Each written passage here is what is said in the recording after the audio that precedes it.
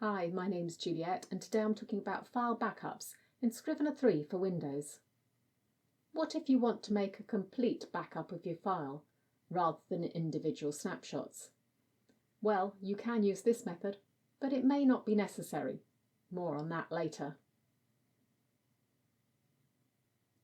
Go to the File menu, Backup, Backup to. Then you'll be given the option to choose a folder, name the file, and by default it will be saved as a zip file. However, Scrivener already creates backups when you close your document. You can also have it create them on Open, and with each manual save. You'll find this under File Options Backup.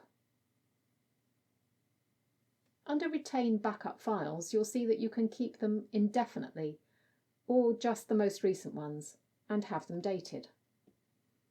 What you choose will depend on the way you work, how much you're concerned about previous versions of your manuscript, and whether or not you use the snapshots option.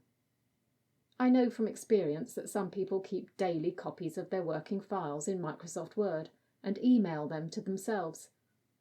You could potentially do the same with your Scrivener files too, by accessing the Backup folder, which is shown under the Backup location. That's a lot of different backup options. Plus, Scrivener saves constantly as you go along, the interval of inactivity being set under General and Saving. I've actually put mine to the maximum interval because of screen recording and memory issues, etc. But even that's not long.